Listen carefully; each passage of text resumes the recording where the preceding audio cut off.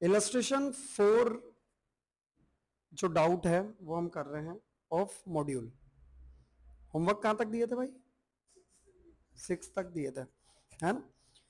On 1st April 2021, provision for doubtful debts existed 40,000. Trade receivable on 31st March were 15 lakh. Bad debt total 1 lakh. It is required to write off the bad debts. Bad debt write off करना बाकी है, तो journal entry क्या होगी? Journal entry होगी bad debt debit to debtor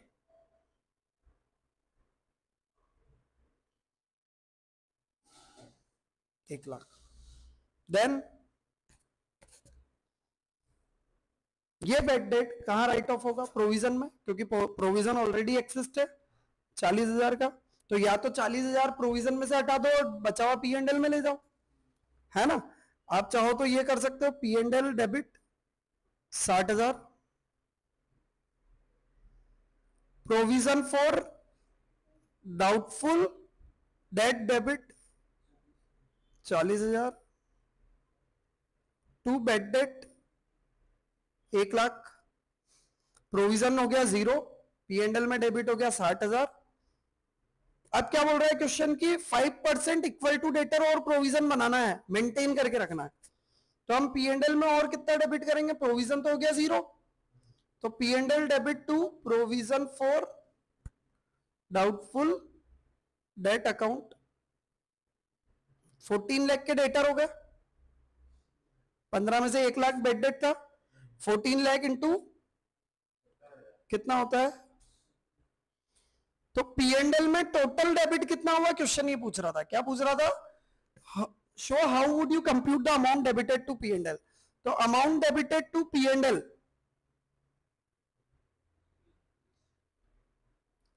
एक तो 60,000 हुआ, प्लस टोटल कितना हुआ? अब इन्हीं जर्नल एंट्रीज की जगह आप ऐसा भी कर सकते थे, पहली एंट्री वही बेड डेट टू डेटर, वो तो सेम होगी, बेड डेट टू कितनी, कितने का बेड डेट हुआ बेटा? 1,00,000 का। इस बेड डेट को पूरा ही provision for doubtful debt debit to bad debt 1,00,000 रुपए पूरे प्रोविजन में ले गए हम। तो प्रोविजन जो 40,000 का था और 60,000 माइनस में चला गया। प्रोविजन अकाउंट बना देता हूं यहां पर मैं, एक provision for doubtful date by balance brought down. कितना है बेटा? 40,000 है, टू बेड डेट। अब हमें मेंटेन कितना रखना है? मेंटेन रखना है 70,000। क्लोजिंग कितना होना चाहिए? 70। डेबिट कितना है? क्रेडिट कितना है? तो बचा हुआ बैलेंस कहां चले जाएगा? कितना? तो टोटल पी एंड एल में डेबिट कितना हुआ? एक साथ ही हो गया। तो लास्ट एक और एंट्री क्या होगी? P and L debit to provision for doubtful debt 1,00,000। ऊपर वाले सॉल्यूशन में हमने दो अलग अलग पी एंड एल की एंट्री की थी, एक बेड डेट और एक प्रोविजन की अलग। यहां पे हमने पूरा ही एक साथ ही एंट्री कर दी 31। टोटल अमाउंट तो भी पी एंड एल में कितना डेबिट हुआ दोनों ही केस में? 1,30,000। क्लियर हो गया आपको, है ना। तो यहां पे क्या हुआ भैया? पहले का प्रोविजन था, पहले का प्रोविजन था 40, 1,00,000 माइनस हुए तो माइनस 60 हो गया। तो 60 तो और बनाना ही और 70 भी बनाना है, तो 1,30। तो शॉर्ट प्रोविजन ही है ना, प्रोविजन कम बना रखा था हमने पहले। प्रोविजन होना कितना चाहिए? 1,00,000 है, कितना 40, तो और कितना बनाएंगे? 60, है ना। और बोलो, लेक्चर में हमने 6-7 एडजस्टमेंट्स देखे थे, आज कुछ और अदर एडजस्टमेंट्स देख लेते हैं।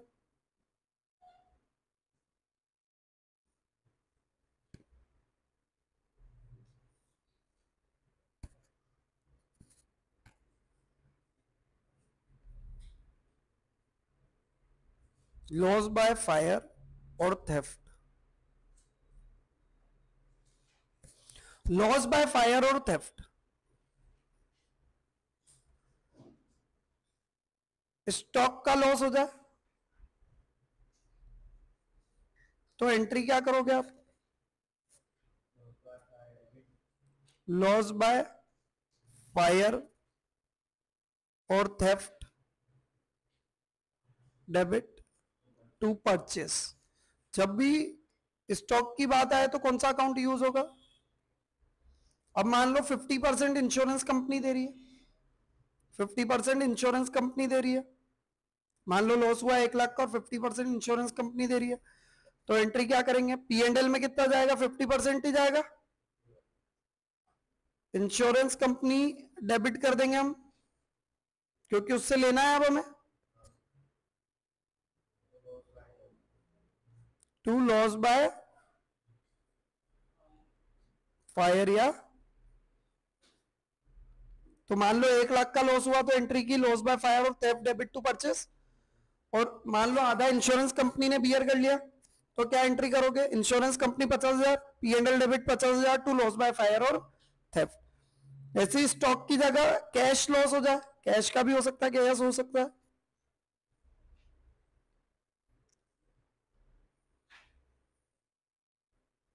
तो बस जहां पे परचेज लिखा वहां क्या लिख दोगे बेटा?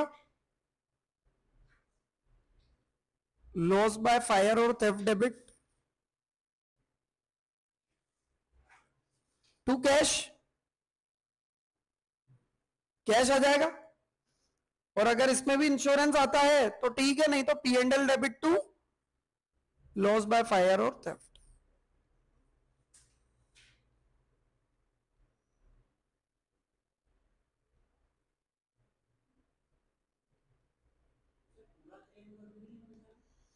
मिल तो जाता है, बहुत सारी जगह मिल भी जाता है। इंश्योरेंस कवर पूरा होना चाहिए ना भाई। आपने इंश्योरेंस 50 लाख का करा रखा, लॉस 1 करोड़ का हो गया तो इंश्योरेंस कंपनी कितने का देगी? 1 करोड़ का थोड़ी देगी क्या?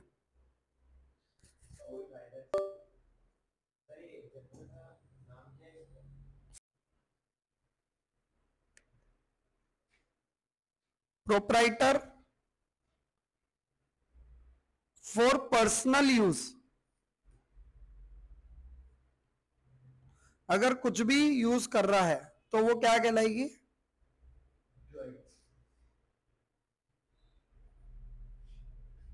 देन इट इज ड्रॉइंग, वो क्या कहलाएगी? एनी गुड्स और असेट्स, कोई असेट्स भी यूज कर लेता है फर्म की, तो वो क्या कहलाएगी बेटा? ड्रॉइंग कहलाएगी।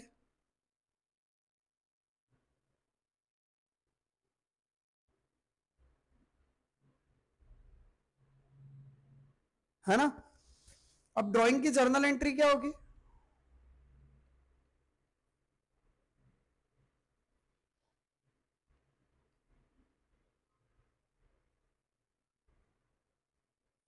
अगर कैश में या बैंक से की है तो एंट्री होगी ड्राइंग डेबिट टू कैश और बैंक। अगर गुड्स मतलब हमारा बिजनेस है और उसमें से कोई गुड्स विड्रॉ किए हैं, जैसे किराना व्यापारी किराना उसकी दुकान से ही लेगा कि मार्केट से लेगा? वहीं से लेगा।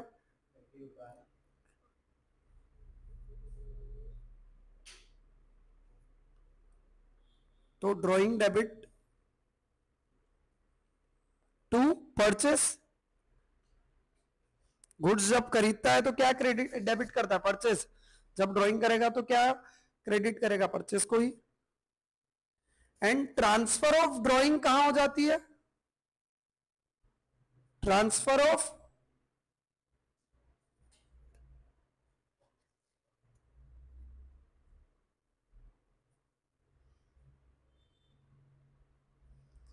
कहां, ईयर एंड पे हम कहां ट्रांसफर कर देते हैं, कैपिटल अकाउंट में। तो कैपिटल अकाउंट को कम करेगी कि बढ़ाएगी, तो कैपिटल अकाउंट कम होगा तो डेबिट होगा टू, जितनी भी ड्राइंग है वो कहां ट्रांसफर हो जाती है ईयर एंड पे, capital account.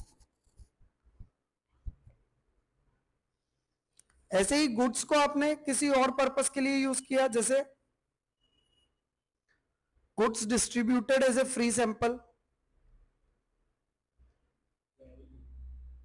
As a free sample, charity नहीं भाई, सैंपल जब कोई नया प्रोडक्ट लॉन्च होता है, सेल्स प्रमोशन, तो उस टाइम क्या करता है आदमी, छोटे छोटे सैंपल बना के देता है मार्केट में, कस्टमर्स को भी देता है, दुकानदारों को भी देता है, टेस्ट करो, है ना। कस्टमर को समझ में आएगा तो दुकानदार से मांगेगा, इसलिए कस्टमर को भी देना पड़ता है। मार्केट में बहुत बार देखना फ्री स्टॉल्स लगी रहती है, चाय की, बहुत सारी एनर्जी ड्रिंक्स की। क्यों लगाते हो, कि अगर कस्टमर को टेस्ट जमा तो अभी तो फ्री में लेगा, फिर दुकान से खरीदेगा ना, तो कस्टमर को भी तो टेस्ट कराना पड़ेगा। तो free sample is just like sales promotion. तो एंट्री क्या होगी, sales promotion expense account debit to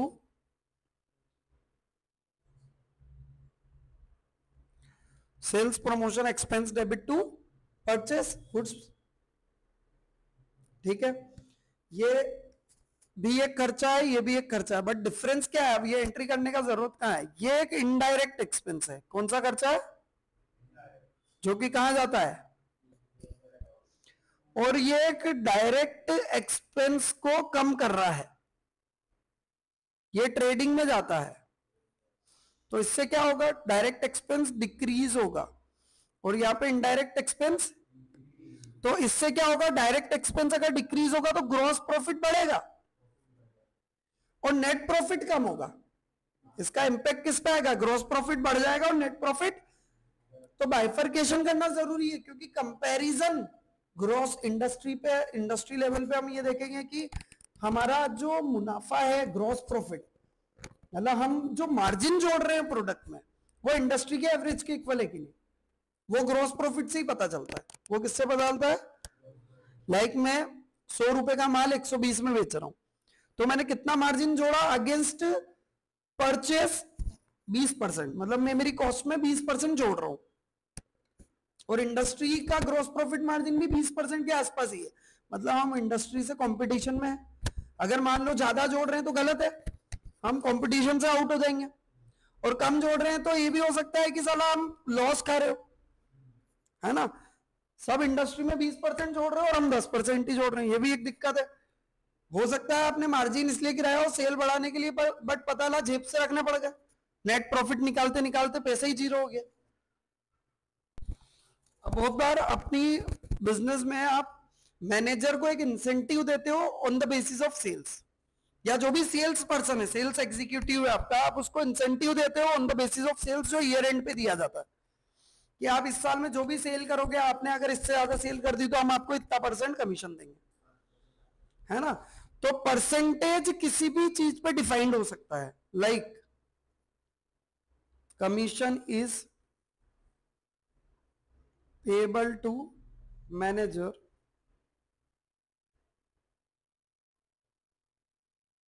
to % of sales, sales पे है।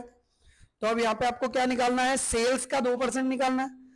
तो मान लो आपको सेल्स दे रखी है 50 लाख की, सेल्स रिटर्न दे रखा है 2 लाख का, तो कमीशन कितना बनेगा, मैनेजर्स कमीशन,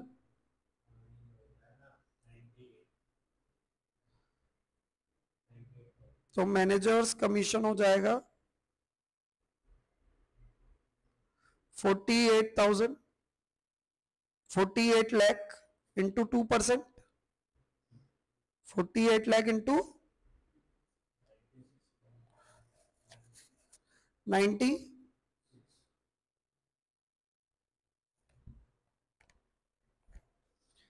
96,000 का मैनेजर्स कमीशन हो जाएगा। जर्नल एंट्री क्या होगी?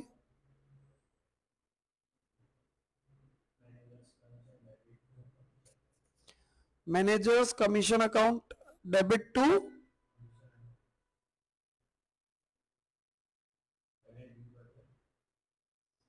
Outstanding commission account. Managers commission जो खर्चा है वो डेबिट हो जाएगा और आउटस्टैंडिंग देना बाकी है, इसलिए आउटस्टैंडिंग कमीशन खड़ा हो जाएगा। पे को थोड़ी क्या है, करना बाकी है ना। तो इसको क्या करेंगे, बैलेंस शीट में कहां शो करेंगे, लाइबिलिटी में। तो भैया ये जो है ये तो डेबिट हो जाएगा। सेकेंड एंट्री क्या होगी, मैनेजर्स कमीशन कहां डेबिट हो जाएगा, P and L debit to managers. ये 96,000 का मैनेजर कमीशन तो पी एंड एल में चला गया, और ये कहां शो हो जाएगा, बैलेंस शीट में। पे करना बाकी है ना भाई, तो मैनेजर कमीशन तो पी एंड एल में चले जाएगा।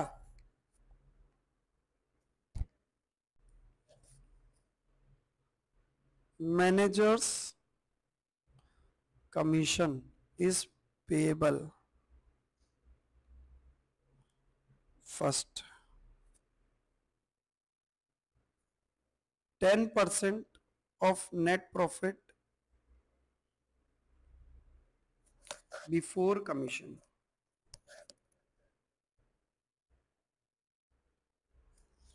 ये क्या बोल रहा है,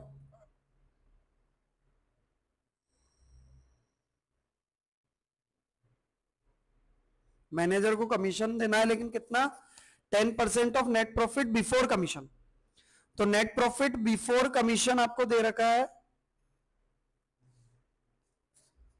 1,10,000, मतलब कमीशन लेस करने से पहले का नेट प्रॉफिट है 1,10, तो डायरेक्ट 1,10 का कितना हो जाएगा,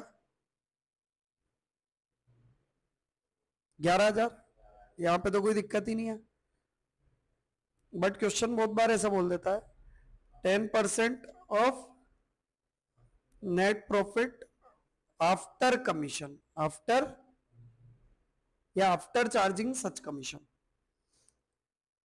मतलब नेट प्रॉफिट कौन सा लेना है, आफ्टर कमीशन, बट आपके पास नेट प्रॉफिट कौन सा है, बिफोर कमीशन वाला। कमीशन तो पता ही नहीं है ना, तो आप या तो फॉर्मूला लगा लो वही, लेट कमीशन बी एक्स, और प्रॉफिट आफ्टर कमीशन कितना हो जाएगा, प्रॉफिट आफ्टर कमीशन हो जाएगा 1,10,000 माइनस एक्स, यही होगा। उसके बाद फॉर्मूले में पुट कर दो, commission is equals to profit after commission into 10/100, यही होगा। 10% of net profit after commission है ना, तो कमीशन कितना है एक्स, प्रॉफिट आफ्टर कमीशन कितना है,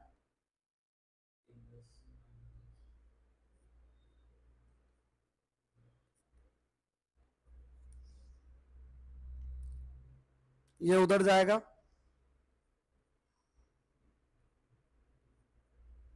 10x हो जाएगा, ये उधर जाएगा तो प्लस हो जाएगा 11x हो जाएगा। चलो मैं इसको ना 1 मिनट रुको, क्या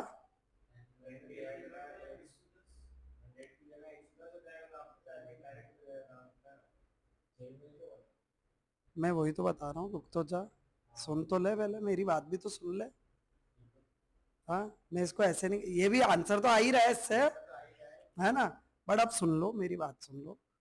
यहाँ पे ये उधर जाएगा तो हो जाएगा, मैं अभी 100x/10 कर देता हूं इसको, है ना। ये x उधर जाएगा तो क्या हो जाएगा, 100x/10 प्लस x, है ना। उसके बाद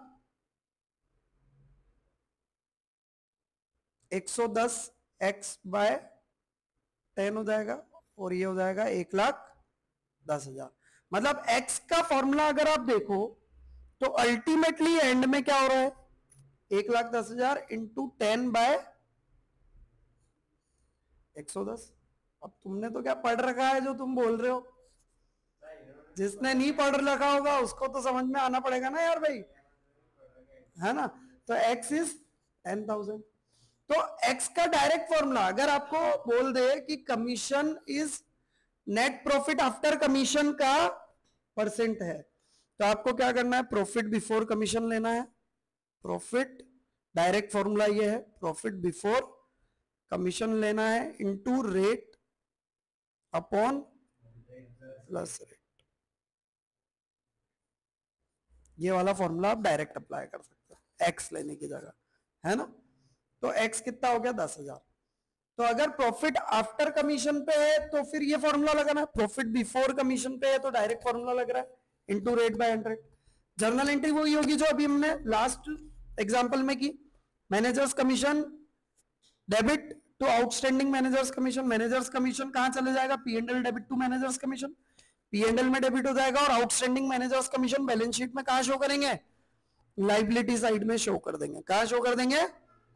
इज दैट क्लियर? कोई भी डाउट है क्या आपको? No doubts? Okay. Station 5 of module homework है आपके लिए, है ना? दे दिया था पहले। अच्छा 6 तक होमवर्क हो गया है अपना।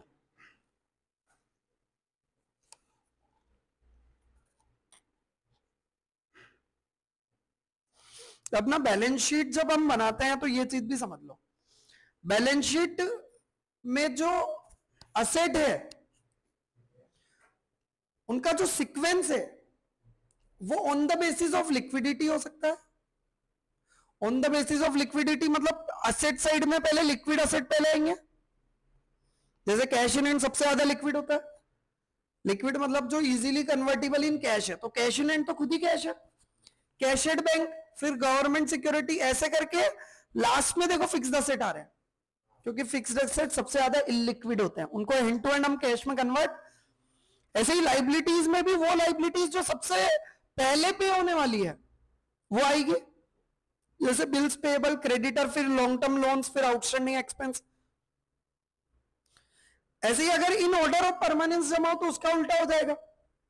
परमानेंट असेट सबसे पहले आएगी जैसे फिक्स्ड असेट, और एंड में कैश। और ऐसी लाइबिलिटीज जो सबसे लास्ट में पे होगी वो सबसे पहले आएगी, जैसे कैपिटल।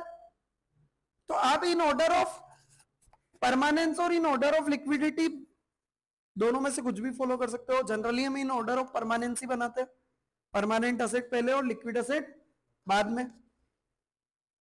इलस्ट्रेशन 7 हम कर रहे हैं।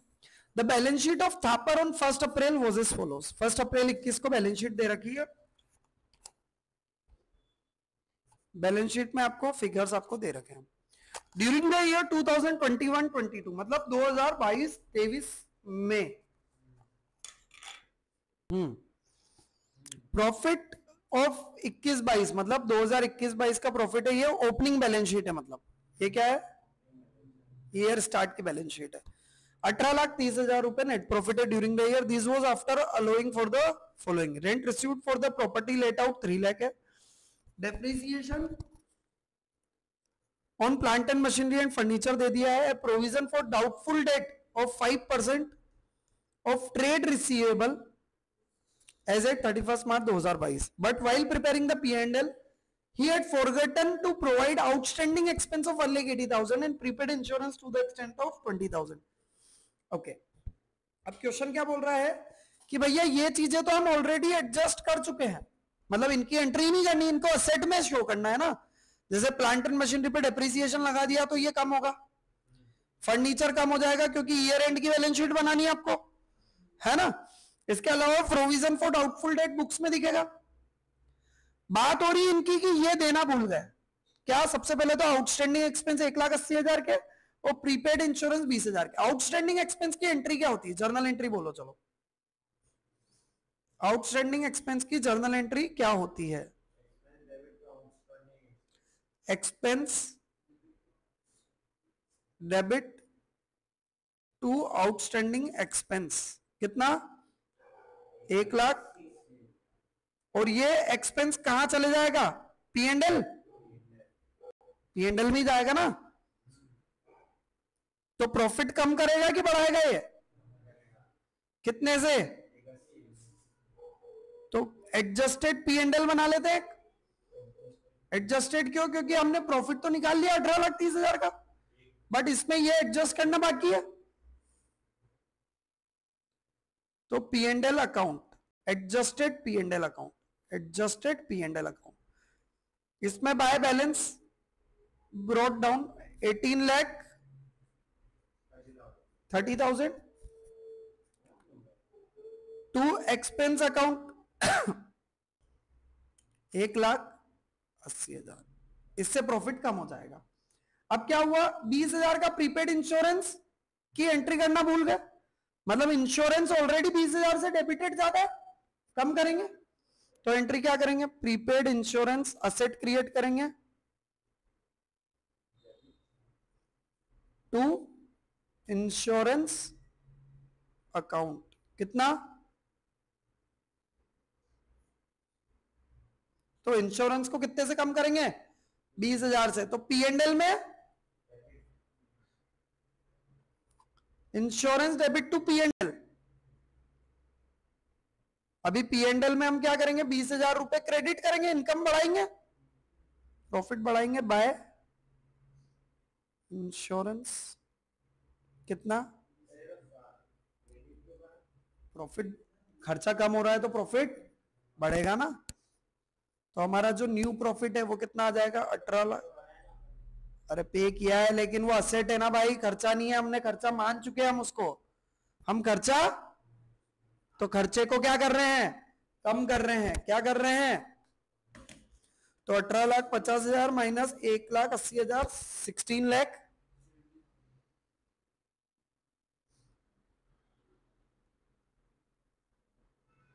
ये कहा चले जाएगा, कैपिटल अकाउंट में, कहां पे चले जाएगा बेटा, समझ में आ रहा है।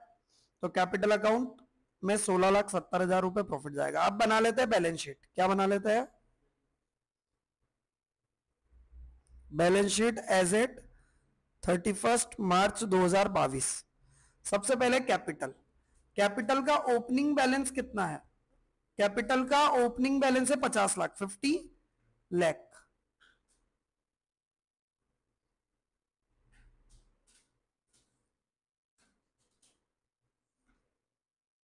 Add net profit, net profit कितने का हुआ,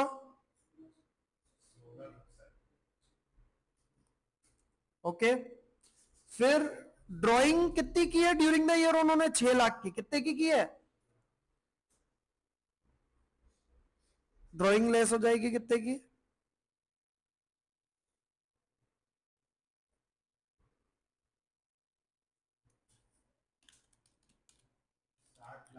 तो 50 lakh plus 16 lakh 70,000 minus 6 lakh, 60 lakh 70,000, okay. इसके बाद ट्रेड पे, अब ना ये ओपनिंग फिगर नहीं लेना, यहां पे क्लोजिंग फिगर्स दे रखे हैं, देखो ट्रेड पेबल है 11,40,000 के, ट्रेड पेबल कितने के है,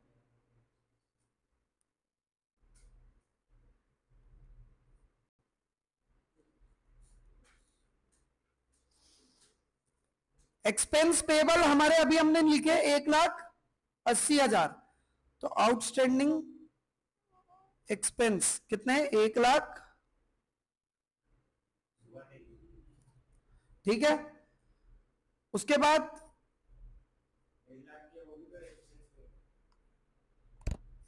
ऑफ द ईयर पे एक्सपेंस पेबल थे, जो कुछ नहीं बोला तो पे हो गए होंगे। अभी हमारे आउटस्टैंडिंग एक्सपेंस कितने के, 1,80,000 के। फिर plant and machinery, plant and machinery कितनी है, ओपनिंग में 30 लाख है, ड्यूरिंग द ईयर डेप्रिसिएशन लगाया है क्या, कितना लगाया डेप्रिसिएशन, 10%, तो डेप्रिसिएशन कितना लगाया होगा, 3 lakh.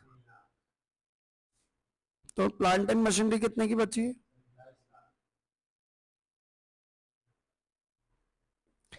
Next furniture and fixture, furniture and fixture कितने के थे, इस पे भी डेप्रिसिएशन लगाया हमने 5%, डेप्रिसिएशन कितना लगाया 5%, दैट इज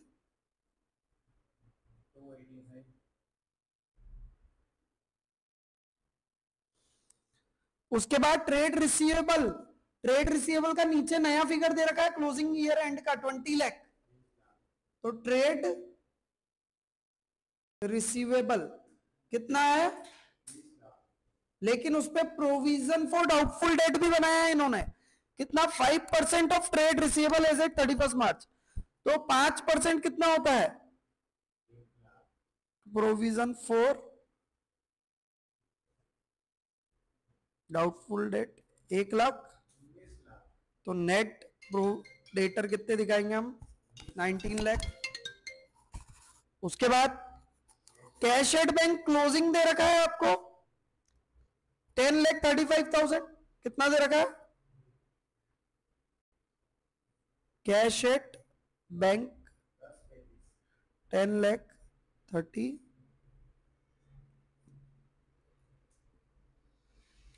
उसके बाद इन्वेंट्रीज दे रखी है 14,50,000 की, कितने की इन्वेंट्रीज,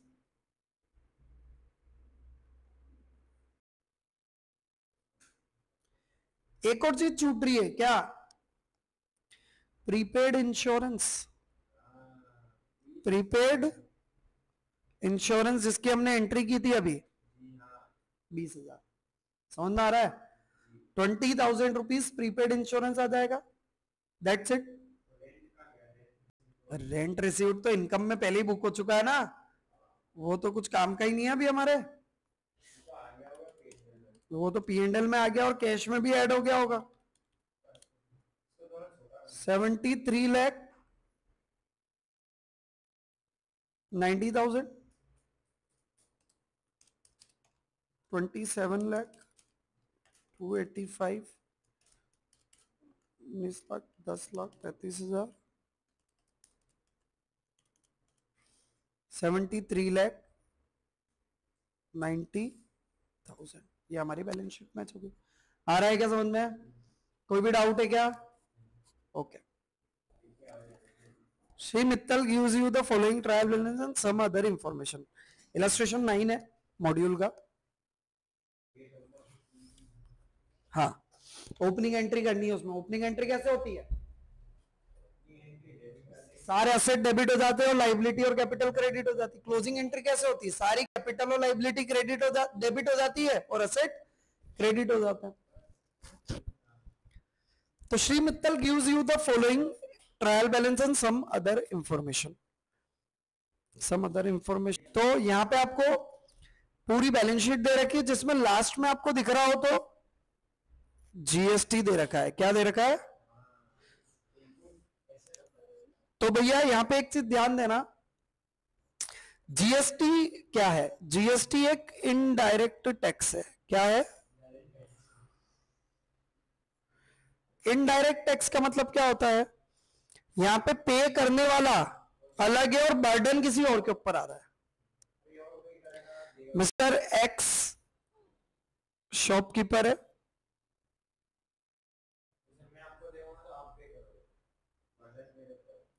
उन्होंने सेल की 100 रुपए की और जीएसटी लिया 18 रुपए का, 18%, 118 रुपए। Sold to Y, paid by Y कितना हुआ? पेड बाय वाई कितना हुआ? 118। तो इस 118 में से मिस्टर एक्स ने पेड टू गवर्नमेंट कर दिया कितना, एंड कीप ₹100 विथ हिम, और 100 रुपए उसकी जेब में आ गए। तो मुझे ये बताओ कि यहां पे किसने किया? एक्स ने गवर्नमेंट को, लेकिन बर्डन किसके ऊपर आया? बर्डन ऑफ जीएसटी किसके ऊपर आया?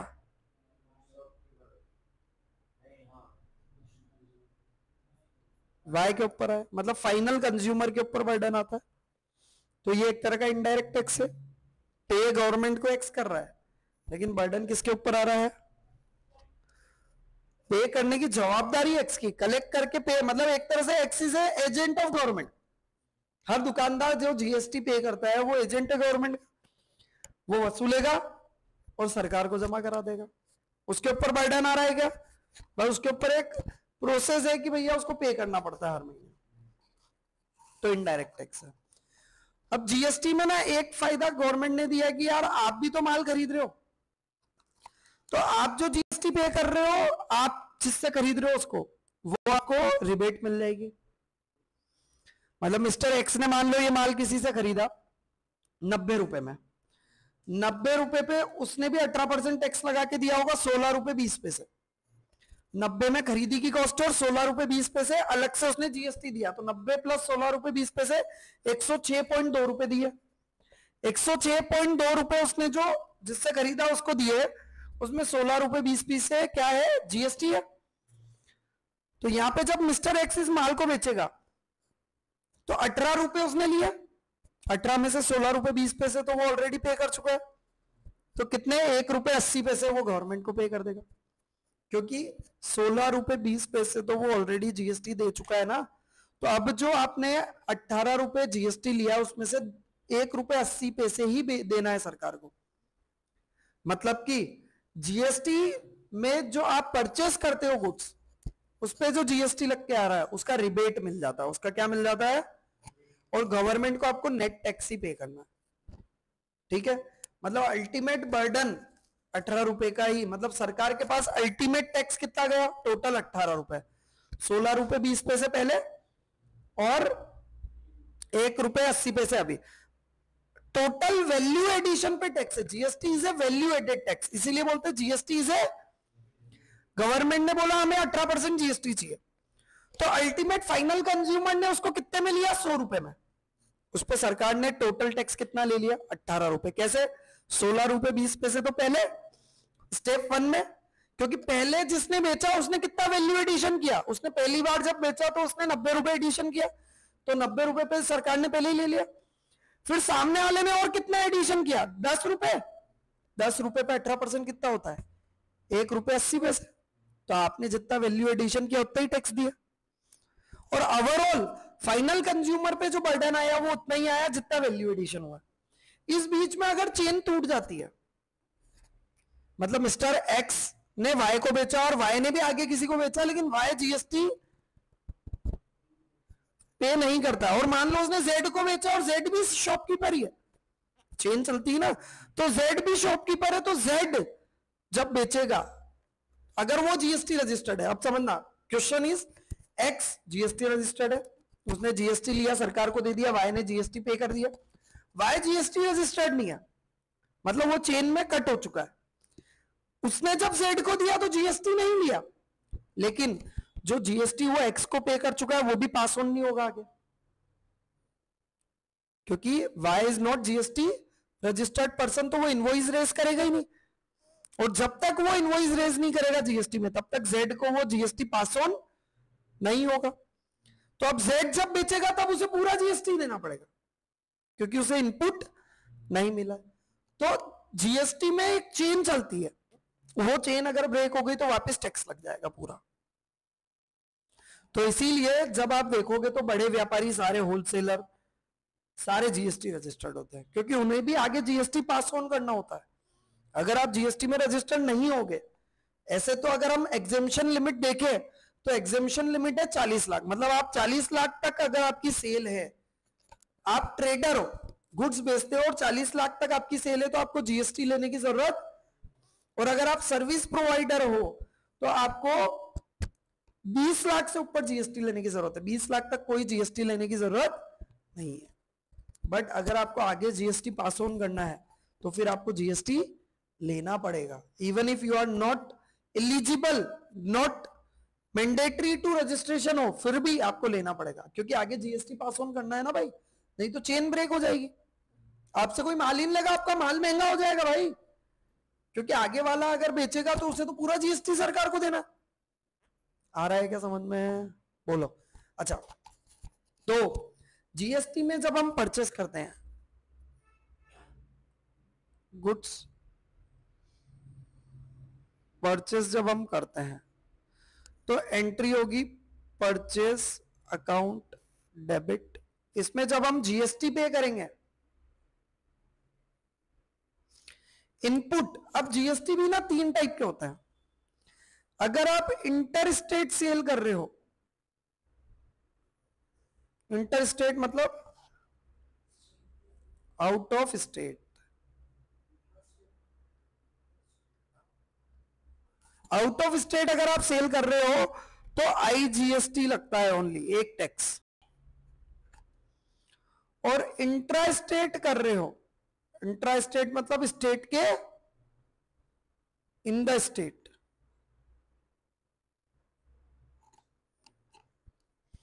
तो 2 टैक्स लगते हैं, सीजीएसटी प्लस, मान लो रेट ऑफ जीएसटी है 5%, तो अगर आप आउट ऑफ स्टेट बेचोगे तो आईजीएसटी लगेगा पूरा 5%, और अगर आप स्टेट के अंदर बेचोगे तो 2.5% सीजीएसटी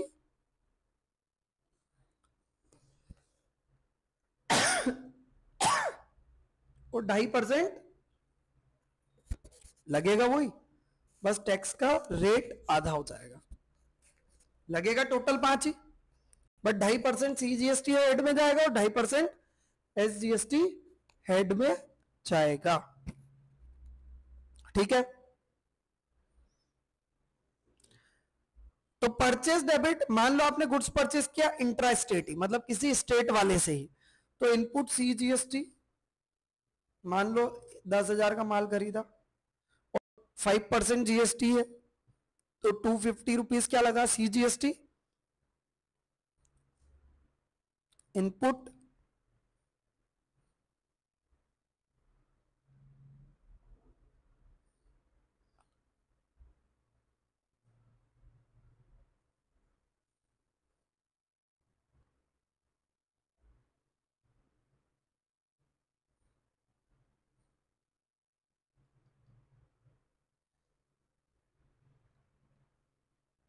क्रेडिटर को कितने दोगे आप, 10,500।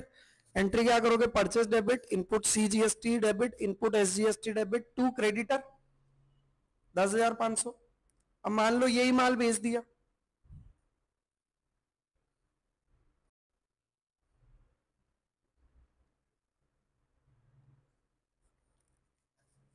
तो एंट्री क्या करोगे आप, डेटा डेबिट, डेटा डेबिट, मान लो आपने 12,000 में बेचा, तो सेल्स प्राइस कितनी हो गई आपकी 12,000,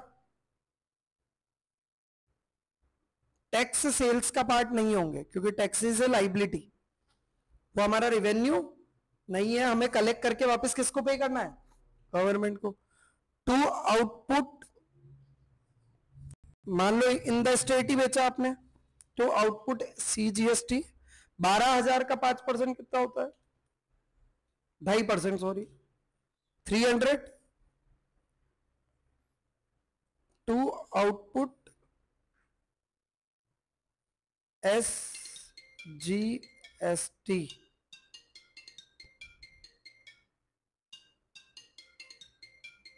12,000, गुड्स बेचा कितने में 12,000 में, उस पर जीएसटी लिया 300। अब गवर्नमेंट को कितना पे होगा भाई, 250 तो ऑलरेडी दे चुके। देखो वैसे तो इंडिविजुअल एंट्री मैच नहीं होती, मतलब इंडिविजुअल परचेस सेल मैच नहीं होती, मंथ एंड पे टोटल परचेस का इनपुट और टोटल सेल्स का आउटपुट जो डिफरेंस आ रहा है वो गवर्नमेंट को पे कर देते हैं।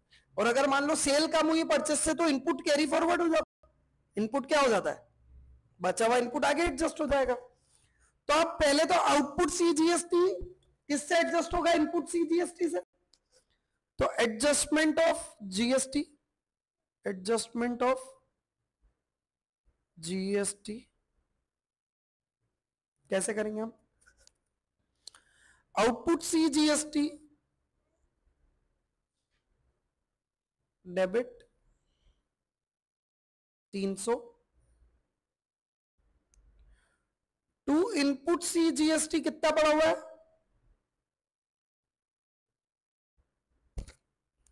250, कैश या बैंक, हमने गवर्नमेंट को कितना पे कर दिया गवर्नमेंट को कितना पे कर दिया भाई? 50 रुपीज। ऐसे ही SGST,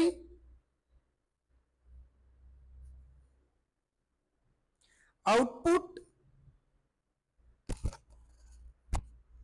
SGST debit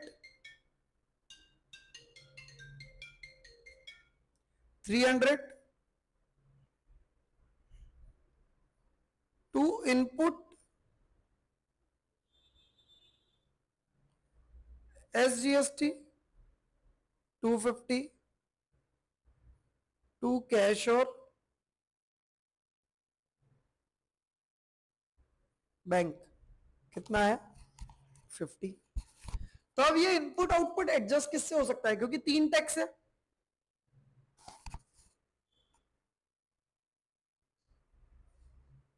IGST, CGST और SGST। वैसे तो अपन ने जो जर्नल एंट्री के क्वेश्चंस किए थे, चैप्टर किया था, उसमें GST भी मैंने पढ़ाया था, बट वापस मैं रिपीट कर रहा हूं जस्ट फॉर योर नॉलेज।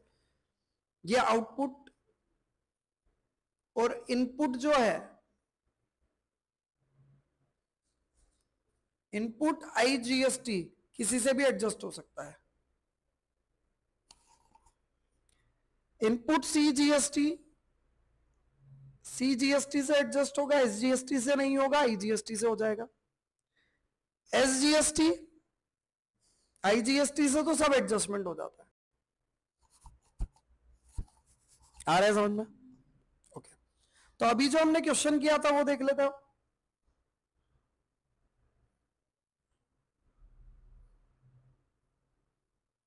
यहां पे आपको दिख रहा है आउटपुट IGST है 15,000। कितना है? और इनपुट CGST है, इनपुट SGST 9,000। तो IGST पहले CGST से एडजस्ट होगा, तो CGST 9,000 पूरा हट जाएगा 15,000 में से। बचा कितना? 6,000। 6,000 SGST से एडजस्ट हो जाएगा।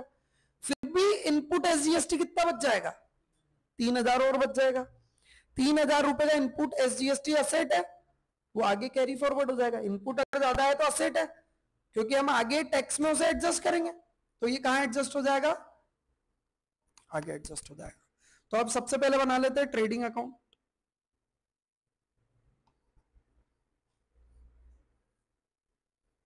ट्रेडिंग फॉर द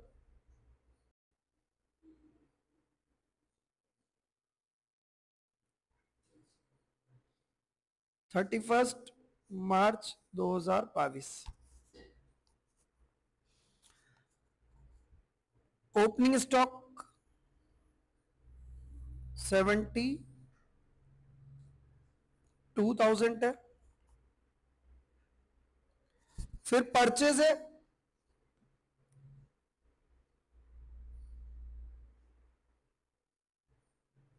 परचेज कितने की है बेटा? 6 लाख।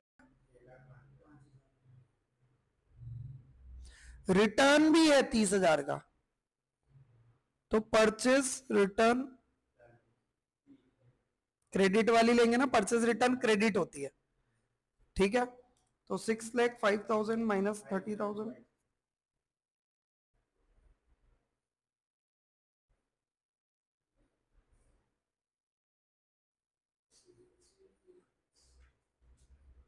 Bye sales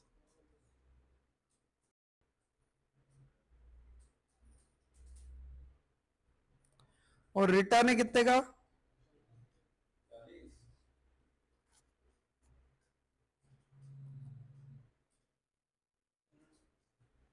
11,70,000। उसके बाद क्लोजिंग स्टॉक की एडजस्टमेंट एंट्री हो जाएगी। Closing stock to trading, closing stock balance sheet के बाहर है, ट्रायल बैलेंस के बाहर है, मतलब एंट्री करनी है। बाय क्लोजिंग स्टॉक कितना होगा? 1,00,000। इसके अलावा कोई भी डायरेक्ट एक्सपेंस है क्या? देखो, कोई भी डायरेक्ट एक्सपेंस नहीं है। तो ये हमारा हो गया trading account complete. 11,70,000 plus 1,00,000,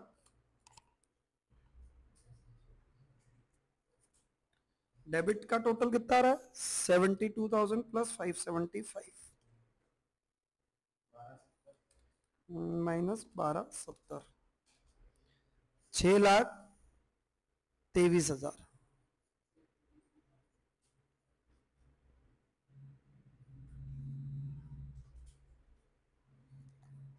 to gross profit 12,70,000। अब पी एंड एल अकाउंट बना लेते हैं, इसी के नीचे कैरी फॉरवर्ड कर देते हैं इसको।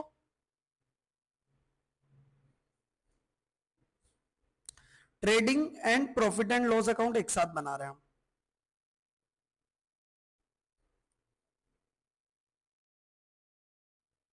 By cross profit brought down कितना है? 6 लाख। अब इसमें खर्चे कौन कौन से भैया?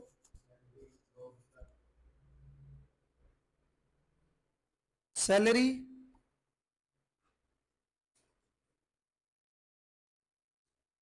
₹2 लाख,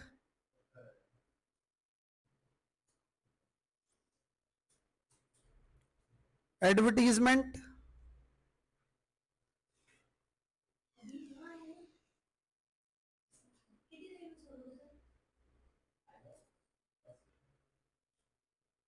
एडवर्टीजमेंट कितना है? 1,10,000। अदर एक्सपेंस कितने के हैं?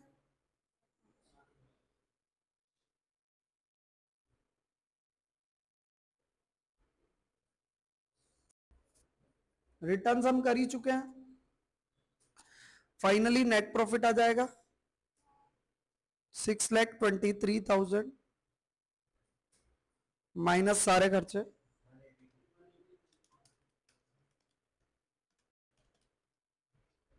1,83,000 का नेट प्रॉफिट।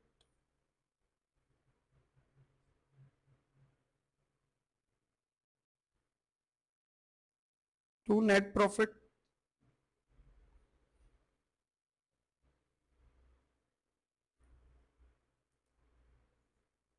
1,83,000। ये नेट प्रॉफिट कहां जाएगा? कैपिटल अकाउंट में। अब बना लेते हैं बैलेंस शीट।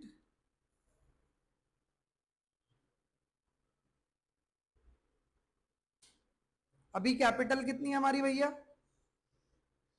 कैपिटल है हमारी 8,70,000।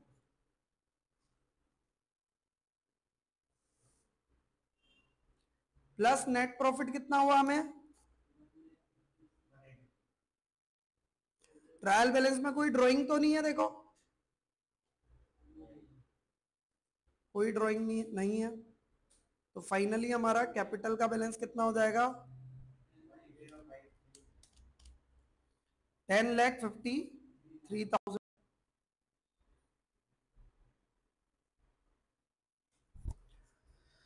ये तो हो गया कैपिटल। इसके अलावा और कौन कौन सी लाइबिलिटीज है? देखो ट्रेड पेबल से 1,70,000 के, बैंक लोन है 2 लाख के, और ओवरड्राफ्ट है 1,12,000। इस पे ब्याज इसलिए नहीं दिया क्योंकि क्लियर लिखा हुआ है loan taken at the end of the year, मतलब कोई ब्याज नहीं देना, ईयर एंड पे लिया तो ट्रेड पेबल है 170। बोलते जाओ तो चलो, ट्रेड पेबल कितने के हैं?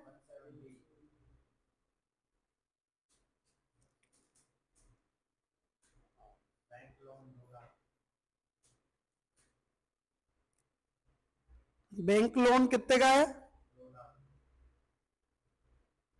और बैंक ओवरड्राफ्ट कितने का है?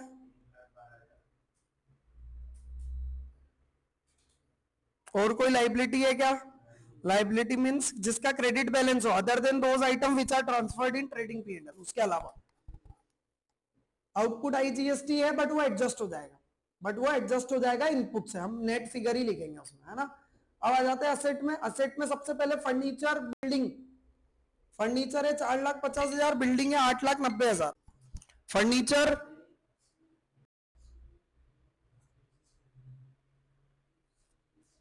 फर्नीचर कितने का है?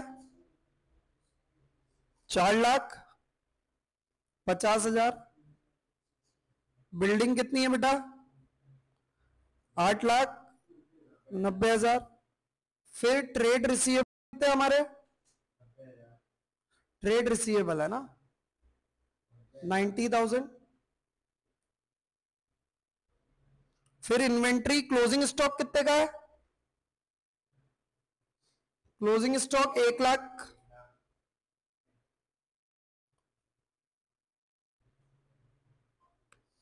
कैश इन हैंड कितने का है? 2000 ही है। बैंक तो नहीं है, कैश एट बैंक।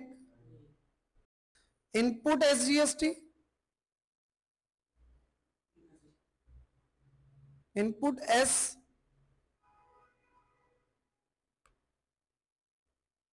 समझ में आ रहा है क्या? इनपुट एसजीएसटी भैया आपने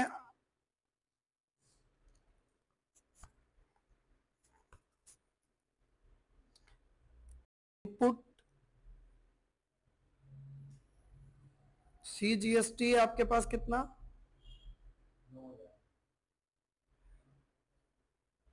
इनपुट एसजीएसटी है आपके पास कितना? इसमें से आउटपुट आईजीएसटी हटेगा 9000, तो इसमें से यस, सेंट्रल के टैक्स में से ही इंटीग्रेटेड टैक्स लेस होगा ना। फिर बचा 6000 एसजीएसटी में से एडजस्ट हो जाएगा, बचेगा 0, और ये कितना बचेगा? तो इनपुट एसजीएसटी कितना कैरी फॉरवर्ड हो जाएगा? 3000। तो आउटपुट भी 0 हो गया।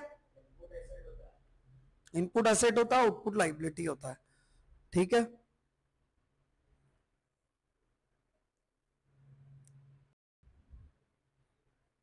अब बस बैलेंस शीट मैच कर लीजिए, मतलब बैलेंस शीट का टोटल कर लीजिए। तो बैलेंस शीट एज ऑन बनती है, ये भी ध्यान रखना। Balance sheet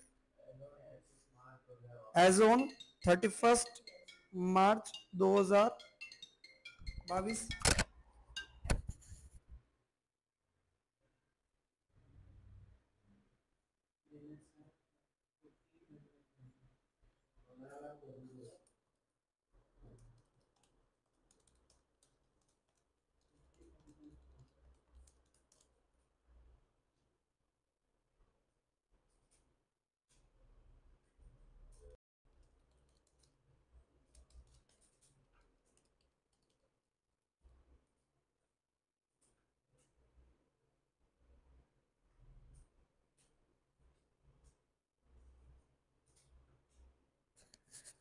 $15,35,000। ओके।